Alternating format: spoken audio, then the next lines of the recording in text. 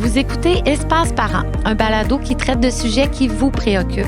On dit parents, mais belle-mère, beau-père, ma tante, grand-papa, enseignante. Si vous êtes un adulte significatif dans la vie d'un enfant, on s'adresse à vous.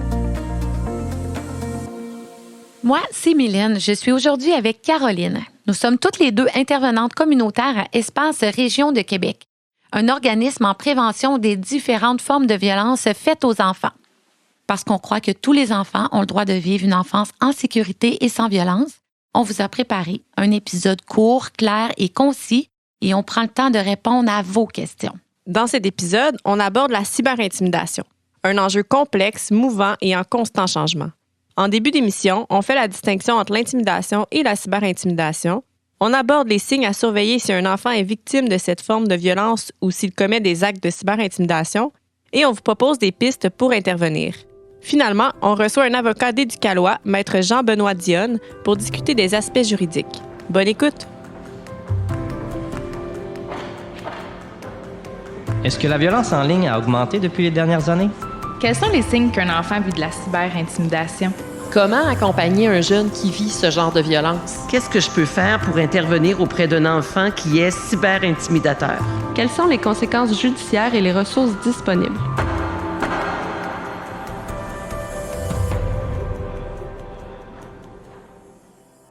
Tout d'abord, on croyait pertinent de faire la distinction entre l'intimidation et la cyberintimidation. Bien qu'il existe plusieurs ressemblances entre ces deux phénomènes, les différences sont importantes à mettre en lumière. L'intimidation peut prendre diverses formes et se manifester dans différents contextes. Toute personne peut être touchée par l'intimidation, peu importe son genre, son âge ou ses caractéristiques personnelles. On peut la définir comme tout comportement, parole, acte ou geste délibéré qui se produit de manière répétée dans un contexte qui est caractérisé par l'inégalité des rapports de force entre les personnes. Ça nous ramène finalement au concept d'abus de pouvoir. C'est d'ailleurs cet élément-là qui différencie l'intimidation d'un simple conflit entre amis. À titre d'exemple, on peut penser à un patron qui rabaisse constamment un employé, à une personne âgée qui se fait menacer par son fils, à un entraîneur qui humilie toujours la même joueuse, ou encore à un groupe d'enfants qui se moquent chaque jour d'un autre enfant plus vulnérable. L'intimidation peut être physique, verbale, sociale, matérielle, sexuelle, ou encore se produire dans le cyberespace, ce qu'on nomme la cyberintimidation.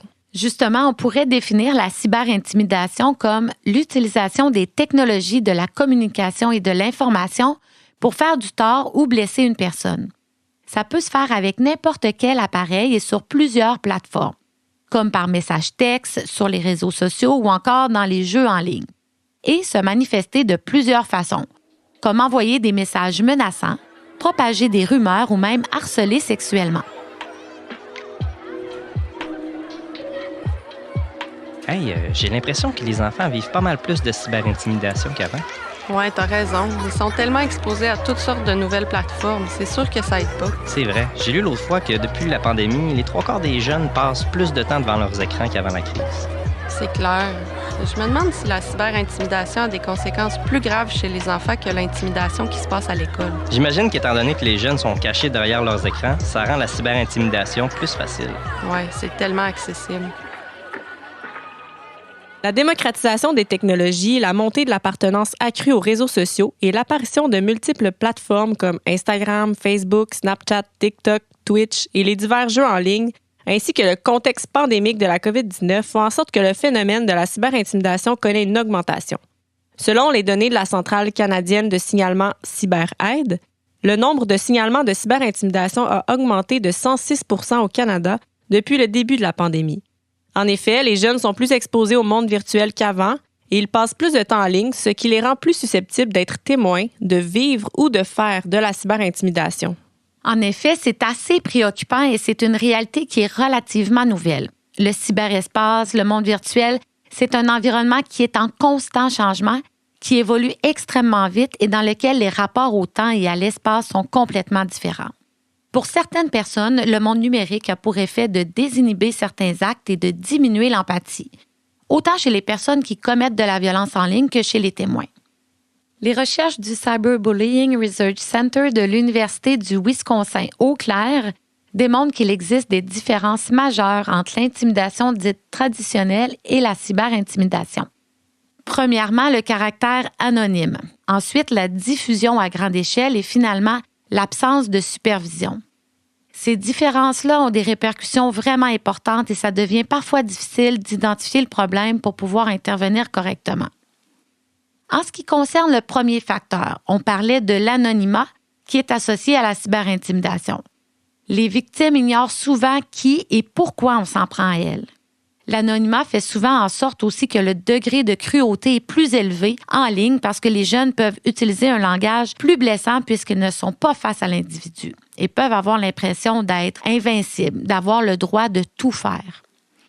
Deuxièmement, le nombre de personnes qui sont témoins de la cyberintimidation est beaucoup plus élevé que dans le cas de l'intimidation dite traditionnelle. Une attaque de cyberintimidation peut facilement devenir virale, ce qui veut dire qu'un grand nombre de personnes de partout dans le monde peut l'avoir, ce qui va amener la victime à avoir un sentiment que presque tout le monde sait ce qui lui arrive. Finalement, un des autres facteurs importants de la cyberintimidation concerne l'identification du problème et la surveillance par les parents et le personnel scolaire. Avec l'apparition rapide des nouvelles applications, c'est fort probable que les adultes ne connaissent pas tous les types de plateformes dans lesquelles la cyberintimidation peut survenir. Aussi, c'est difficile d'avoir une surveillance constante sur ce que font les jeunes en ligne et on n'a pas toujours accès aux sites sur lesquels les commentaires sont affichés. Les chercheurs laissent entendre que les adultes ne sont peut-être même pas en mesure de réagir adéquatement, même dans les cas où la cyberintimidation est constatée. Par exemple, les parents disent souvent qu'ils n'ont pas les connaissances techniques nécessaires pour se tenir au courant de l'ensemble des comportements de leurs enfants sur Internet. Et d'un autre côté, les enseignants, eux, craignent parfois d'intervenir parce que la cyberintimidation survient généralement à l'extérieur des murs de l'école. Il y a donc beaucoup de zones grises et c'est pas toujours évident d'intervenir. On peut facilement se sentir démuni. Dans le prochain segment, on aborde les signes qui pourraient nous faire croire qu'un enfant est victime de cyberintimidation et les bonnes pratiques pour intervenir ou pour la prévenir. On discute aussi de ce que l'on peut faire si notre enfant commet de la violence en ligne.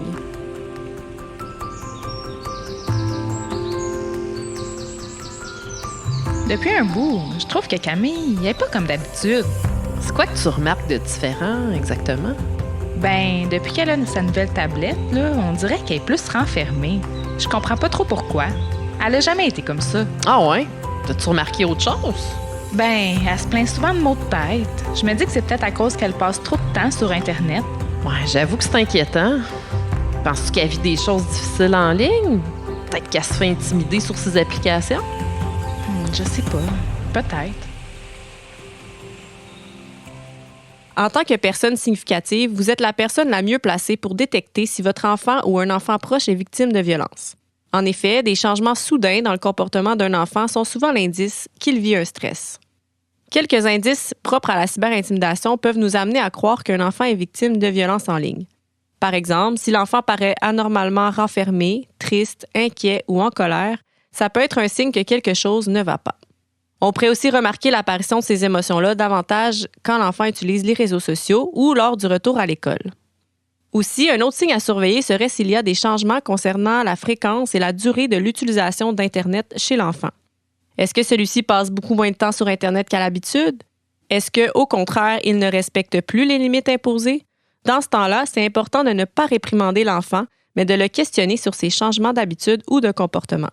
C'est peut-être justement qu'il vit de la violence en ligne et qu'il évite d'utiliser les applications sur lesquelles se vit la cyberintimidation ou encore se renferme en passant beaucoup de temps seul sur ses appareils.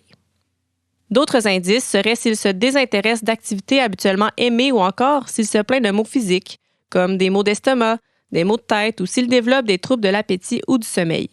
On a souvent tendance à associer ces symptômes-là à de simples problèmes physiques qui finissent par passer, mais ça peut être un indice que l'enfant vit du stress ou de l'anxiété et c'est important de vérifier nos doutes.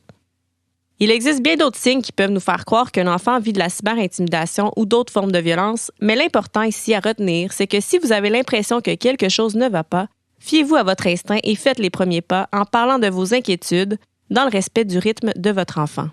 Oui, et j'aurais envie de rajouter qu'un changement de comportement ne signifie pas nécessairement que quelqu'un s'en prend à votre enfant ou qu'il vit de la violence. Mais ça reste que c'est un signe que vous devez faire les premiers pas et ouvrir la discussion pour savoir qu'est-ce qui se passe. Il faut aussi se rappeler que personne ne réagit de la même façon face à la violence. Ça va dépendre de plusieurs choses comme quelles sont ses caractéristiques personnelles, son âge, son genre, sa personnalité. Quel est le type de violence qu'il vit, la fréquence et la durée aussi. C'est quoi le lien qui unit la victime à l'agresseur? C'est son meilleur ami? C'est un inconnu? Est-ce que le jeune peut compter sur des adultes ou des personnes de confiance dans son entourage ou il est isolé? Ce sont tous des facteurs qui peuvent jouer sur la façon dont la violence va être vécue. Il faut aussi savoir que ce n'est pas toutes les victimes qui présentent ou manifestent des signes et d'autres peuvent mentir par peur de ne pas être crues, par crainte de représailles ou encore pour protéger l'agresseur. Bon, maintenant, j'aimerais qu'on rentre dans les stratégies, les pistes d'action, autant pour les enfants que pour les parents. On a parlé des définitions de la cyberintimidation, des statistiques, des signes à surveiller, mais qu'est-ce que l'enfant peut faire concrètement pour prévenir la violence ou pour se sortir d'une telle situation?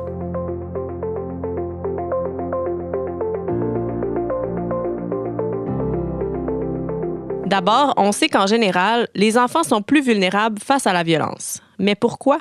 Eh bien, c'est parce qu'ils sont souvent peu ou mal informés au sujet de la violence et ils ne connaissent pas nécessairement les ressources d'aide.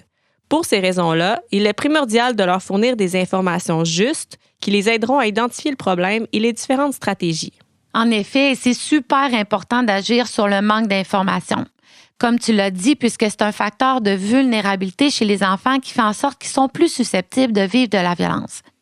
Heureusement, il existe plusieurs solutions simples qu'on peut enseigner aux enfants pour les préparer s'ils vivent un jour ou l'autre de la cyberintimidation. Ça peut sembler très simple comme solution pour les adultes, mais les enfants ne sont pas toujours au courant et c'est à nous de les guider et de les outiller. D'abord, l'une des premières choses que l'on peut faire, c'est de montrer à notre enfant comment ajuster ses paramètres de sécurité et de confidentialité. On peut lui montrer comment avoir des mots de passe sécuritaires, comment désactiver la géolocalisation ou comment rendre son compte privé, par exemple. Ensuite, c'est essentiel d'ouvrir le dialogue avec le jeune et lui parler de l'importance de s'affirmer devant la violence. C'est pas toujours facile, même en tant qu'adulte, mais c'est important de le faire.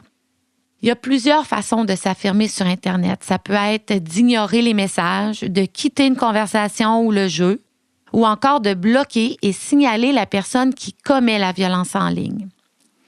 Il faut aussi nommer à notre enfant que c'est important de documenter la situation de cyberintimidation lorsqu'elle survient, soit en faisant une capture d'écran des discussions ou encore en notant les éléments importants comme le nom de la personne ou du compte, le site sur lequel c'est survenu, les choses qui ont été faites ou les choses qui ont été dites. Et finalement, c'est primordial de miser sur l'importance d'en parler avec un adulte de confiance, comme un membre de la famille, un adulte à l'école, par exemple, ou une ressource d'aide comme Tel Jeune, Jeunesse J'écoute ou aidez-moi s'il vous plaît.ca. Des stratégies simples et concrètes, mais tellement importantes à nommer aux enfants. J'aimerais rajouter qu'il existe un acronyme pour retenir les stratégies. C'est un truc qui est tiré des ateliers en sécurité dans le cyberespace de l'organisme Espace Surroi. L'acronyme, c'est « tu bipes ». Le B signifie « bloque la personne », le I « ignore ses messages », le P « parle-en avec des adultes de confiance », E « enregistre les messages », S « signale et dénonce la cyberintimidation. Oui, c'est vraiment parfait comme acronyme. Ça peut vraiment aider les jeunes à s'en souvenir. Bon, maintenant, au-delà des stratégies à enseigner à nos enfants, qu'est-ce qu'on peut faire d'autre concrètement? Au quotidien, les parents et les adultes qui gravitent autour des jeunes ont un rôle important à jouer et un pouvoir d'agir pour prévenir et contrer la violence. Dans l'optique de prévenir la violence, plusieurs comportements peuvent être mis de l'avant. D'abord, c'est essentiel d'ouvrir le dialogue avec notre enfant, de discuter avec lui ou avec elle des différences entre une relation saine et une relation qui est malsaine, tout en véhiculant des valeurs qu'on souhaite leur transmettre. C'est important de créer un climat de confiance qui va donner envie à l'enfant de se confier s'il lui arrive quelque chose. Surtout, n'hésitez pas à discuter souvent des moyens pour se sortir d'une situation inconfortable et miser sur l'importance d'aller chercher de l'aide tout en nommant que ça peut être difficile et demander du courage. Autrement, davantage en lien avec la violence en ligne, il est important de se familiariser avec les médias sociaux et les jeux en ligne de notre enfant et lui demander régulièrement avec qui il communique ou il joue sur Internet. J'en profite pour nommer qu'il existe une application que vous pouvez télécharger et qui agit à titre de modérateur. Elle s'appelle Bodyguard et permet de détecter les contenus haineux. En plus de maintenir la vie privée des jeunes, c'est gratuit, donc ça peut être intéressant pour les parents. En effet, c'est des pistes intéressantes qui permettent d'agir en amont et d'éviter d'être toujours en réaction à ce qui se passe. Finalement, j'aurais envie de faire le lien rapide aussi avec le concept de citoyenneté numérique. La citoyenneté numérique couvre l'ensemble des valeurs, des aptitudes et des connaissances qui sont nécessaires pour utiliser le web de manière responsable et éthique. C'est un peu comme un cadre ou un filtre, et c'est essentiel en tant que parent d'offrir des moments d'apprentissage du monde virtuel. On ne laisserait pas notre enfant découvrir seul le monde physique sans accompagnement, et c'est la même chose pour le web. C'est un univers tellement vaste dans lequel les jeunes peuvent être confrontés à toutes sortes de choses. N'oubliez pas aussi de montrer l'exemple. Les enfants vont faire ce que vous faites, pas ce que vous leur dites de faire. On se rappelle que les enfants apprennent beaucoup par observation. Bref, si ça vous intéresse, je vous invite à lire davantage sur la citoyenneté numérique ou d'écouter notre épisode « Le virtuel, c'est réel ».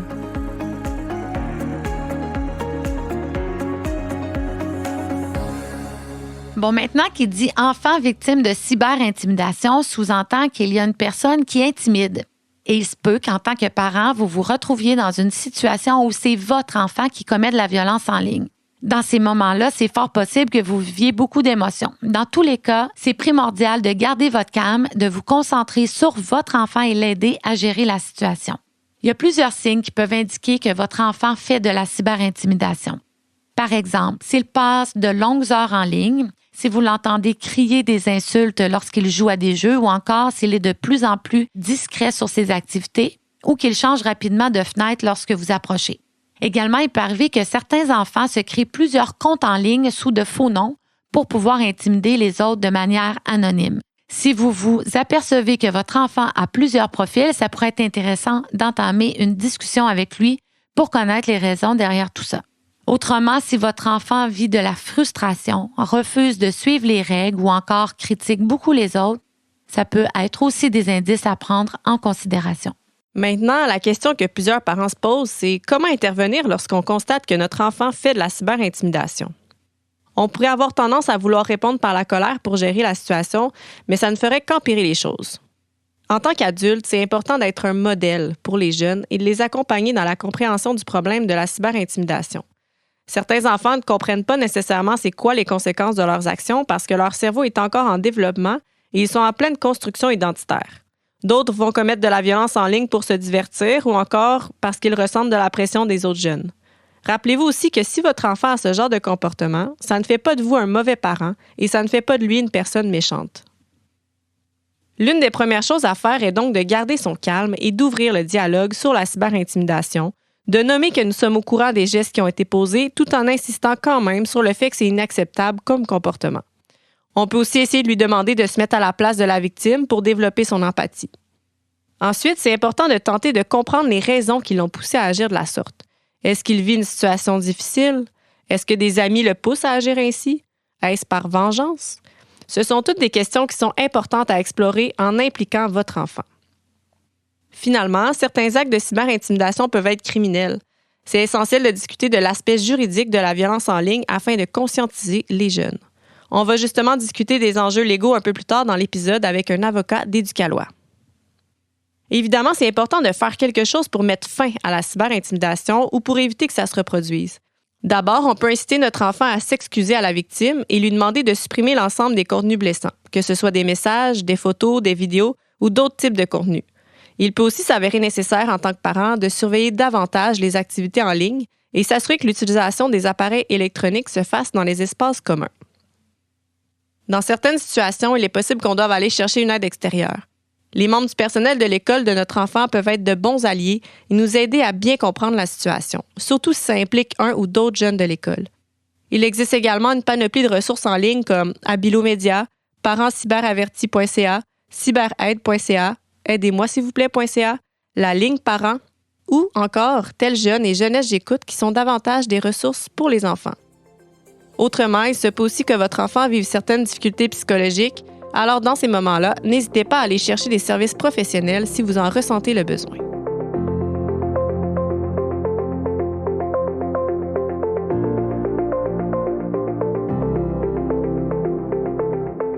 La cyberintimidation n'est pas toujours prise au sérieux, mais en plus de pouvoir entraîner des conséquences psychologiques sur les enfants qui en sont victimes, comme la solitude, l'anxiété ou même la dépression et des pensées suicidaires, elle peut aussi avoir des conséquences juridiques pour les personnes qui commettent la cyberintimidation. Or, les jeunes ne sont pas toujours au courant de cette information et il est de notre devoir en tant qu'adultes significatifs de les informer afin de prévenir la cyberintimidation. Dans le dernier segment, on aborde les aspects juridiques et les recours possibles.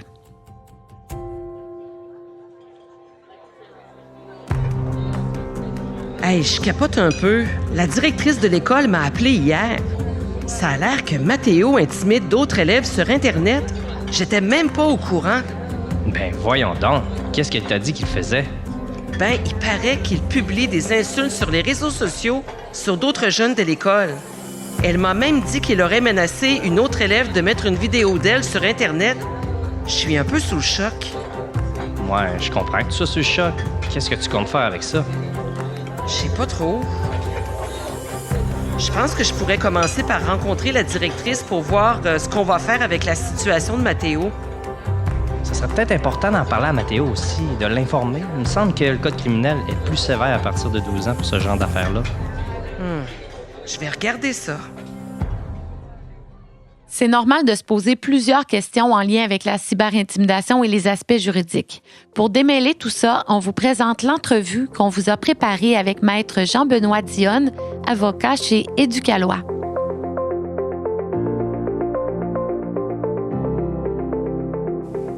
Bonjour Jean-Benoît.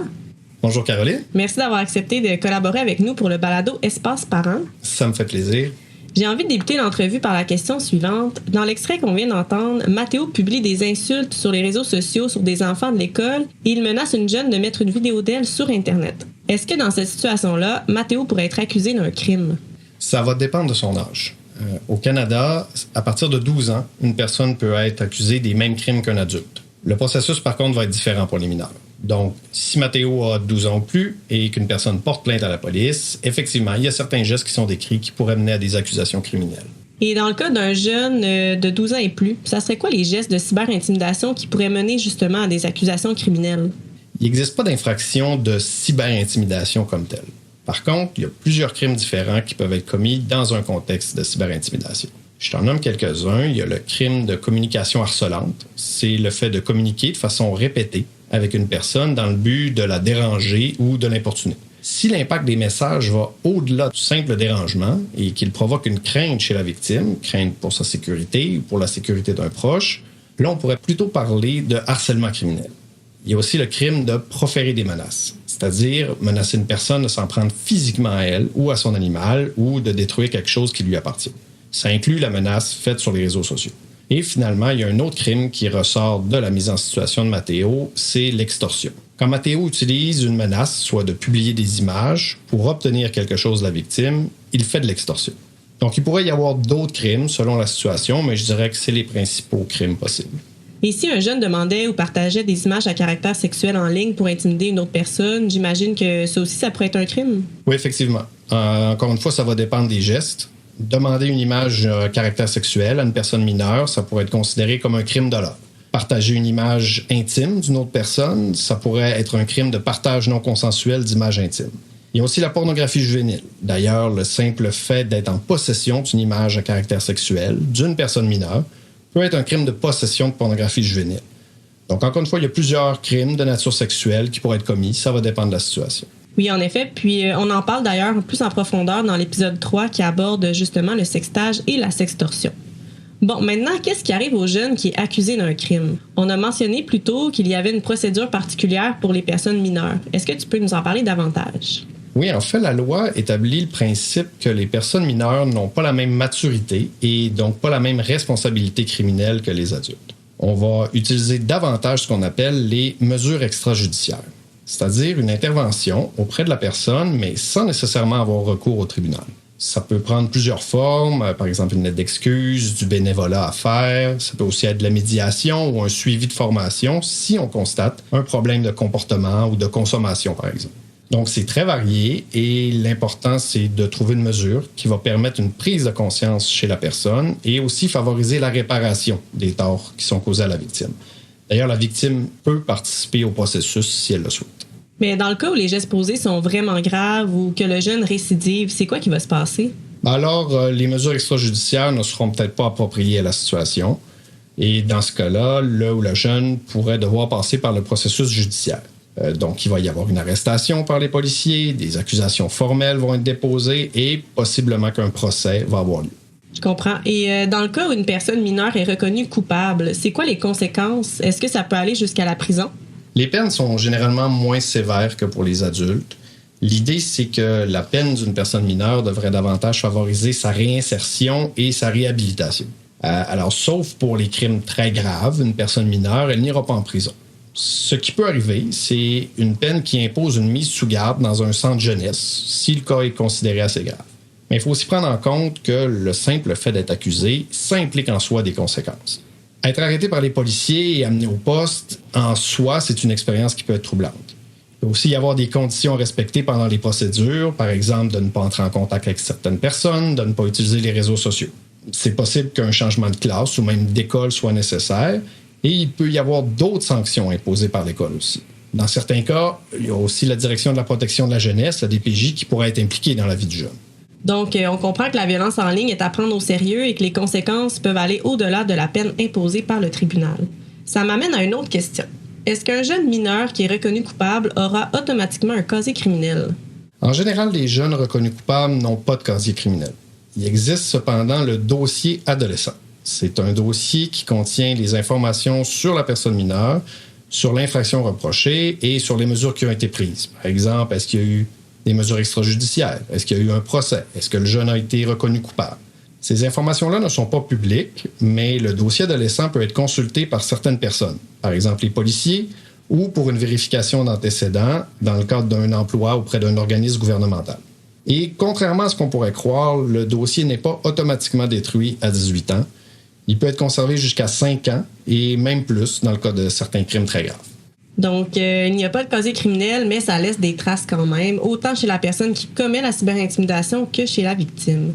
En ce qui concerne la personne victime, en plus de subir les conséquences des gestes posés, j'imagine que tout le processus peut être éprouvant pour elle. Justement, j'aimerais savoir comment se déroule l'ensemble du processus judiciaire. Le processus judiciaire, ça débute avec la plainte à la police. Généralement, ça va être la victime qui va faire la plainte, quoique il peut y arriver pour les mineurs que ce soit d'autres personnes, soit par exemple les intervenants de l'école ou la DPJ. Suite à la plainte, les policiers ouvrent une enquête. Ils vont alors prendre la déclaration de la victime par enregistrement ou par écrit. C'est une première étape qui est importante puisque la personne victime va raconter sa version des faits. Et cette déclaration-là va servir de preuve si des accusations sont portées. Mais c'est important de préciser, Caroline, qu'une victime n'est pas obligée de porter plainte à la police ou de faire une déclaration. C'est son choix. Et il existe d'autres recours, il existe d'autres options qui peuvent mieux lui convenir et c'est tout à fait correct. Dans le fond, l'important, c'est que la victime prenne une décision éclairée et pour ça, il y a plusieurs ressources qui peuvent offrir de l'information et du soutien. Et dans le cas où des accusations sont portées suite à la plainte, est-ce que la personne victime devra se présenter au tribunal régulièrement? C'est quoi exactement son rôle dans le processus? Dans le processus judiciaire, la personne victime, c'est un témoin de la poursuite. C'est ça son rôle. C'est pas elle qui poursuit l'accusé. Les accusations sont plutôt portées par un avocat ou une avocate du directeur des poursuites criminelles et pénales, le DPCP. On l'appelle souvent le procureur de la couronne ou le procureur de la poursuite. Et il ne représente pas la victime, il représente l'État. La personne victime, elle n'a pas à être présente au tribunal à chaque étape du processus, qui peut être assez long. Ça va être uniquement quand le procureur va lui demander d'être présent. S'il y a un procès, par exemple, on va probablement lui demander de témoigner à la cour pour qu'elle explique devant un juge ou une juge ce qu'elle a vécu et que ça vaille pour preuve. Si la situation se présente, il existe du soutien disponible pour se préparer à témoigner devant la cour, notamment par le Centre d'aide aux victimes d'actes criminels, le CAVAC.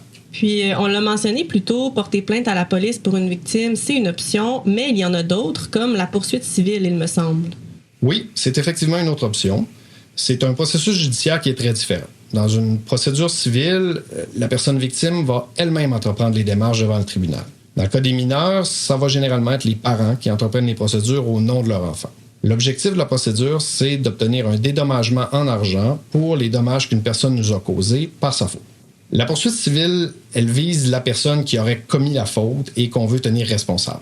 Par contre, on peut tenter de tenir responsable d'autres personnes, comme les parents de la personne mineure ou l'école, parce qu'on jugerait qu'ils auraient commis une faute, soit dans l'éducation ou dans la surveillance de l'enfant. Par contre, une procédure civile, c'est une démarche qui est complexe, qui peut prendre beaucoup de temps. Alors, c'est souvent recommandé de consulter un avocat ou une avocate avant d'entreprendre ce genre de démarche. Oui, j'imagine. Est-ce que le geste doit absolument être criminel pour entreprendre une poursuite civile? Non, c'est pas nécessaire. C'est deux processus qui sont complètement différents et les règles sont différentes. Je te donne un exemple. Dans un cas qui est arrivé en 2018, un jeune a pris une photo embarrassante d'un autre jeune qui avait trop consommé d'alcool dans une fête. Il a distribué la photo à l'école, le jeune se fait ridiculiser, il en est très affecté. Le geste n'était pas criminel vu le contenu des photos, mais il y a eu une poursuite civile et le juge a déterminé qu'il y avait eu une faute et il a accordé un montant pour compenser les dommages. Donc, c'est vraiment du cas par cas. On a parlé de la plainte à la police, de la poursuite civile, mais au-delà de ça, j'aimerais qu'on parle des autres options qui peuvent être proposées à un jeune qui est victime de cyberintimidation, comme la collaboration avec le milieu scolaire. On se rappelle, toutes les écoles, qu'elles soient publiques ou privées, doivent se doter d'un plan de lutte contre l'intimidation et la violence. Donc, il ne faut pas hésiter à aller chercher de l'aide auprès du personnel scolaire ou de la direction. Mais il y a aussi plusieurs ressources qui peuvent offrir du soutien, n'est-ce pas, Jean-Benoît? Oui, en effet, et utiliser les ressources du milieu scolaire, c'est effectivement une bonne option. Les intervenants vont appliquer les mesures au plan, prendre des actions et orienter vers les bonnes ressources. Il existe d'autres services, par exemple les services de médiation pour envisager un dialogue avec l'autre personne. Il y a un organisme qui s'appelle Equijustice qui se spécialise dans ce type de services et qui peuvent accompagner les jeunes dans leur démarche. Sinon, il y a les centres d'aide aux victimes d'actes criminels, les CAVAC, qui offrent du soutien, ou encore le site d'Éducalois ou du gouvernement du Québec qui offre de l'information. L'important, c'est que la victime puisse obtenir le soutien et l'information juste afin de pouvoir faire des choix éclairés. Des ressources qui peuvent être très aidantes pour les familles. On vous rappelle qu'il existe aussi les lignes d'aide et d'écoute comme la ligne Parents, Jeunesse J'écoute et Tel Jeune.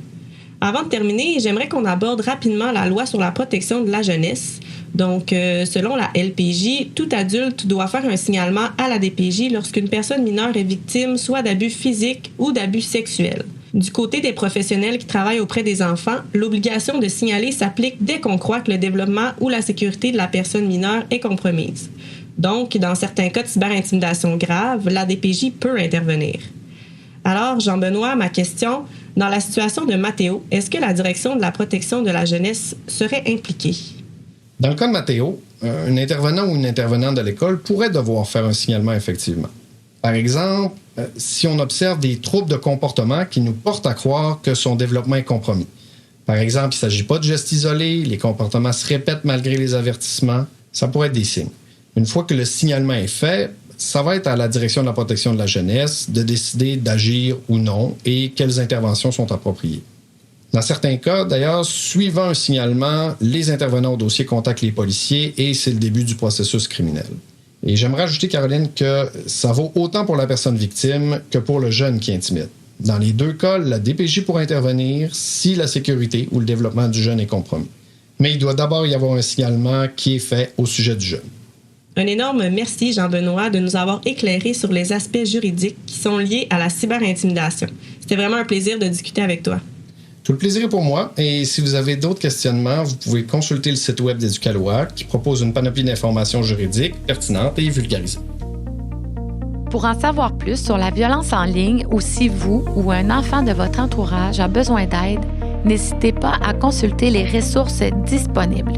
Bien qu'il reste beaucoup de travail à faire afin de mieux comprendre la nature de la cyberintimidation, notamment arriver à un consensus sur une définition et évaluer les types de programmes qui sont les plus efficaces, le plus important est, selon nous, que les équipes écoles, les familles, les organismes et les gouvernements travaillent ensemble afin de prévenir et contrer les différentes formes de violence. Rappelez-vous qu'en tant qu'adulte, vous pouvez faire la différence dans la vie des enfants qui vous entourent. Merci pour votre écoute et merci pour votre intérêt sur le sujet. C'est déjà la fin du 2e épisode du balado Espace Parents. Espace Région de Québec souhaite remercier CKIA FM 88,3, Éducalois et le programme Ensemble contre l'intimidation du ministère de la Famille. On vous invite à nous suivre sur les réseaux sociaux ou visiter notre site web espacesansviolence.org/Région Québec. Dans le prochain épisode, on aborde le sextage et la sextorsion.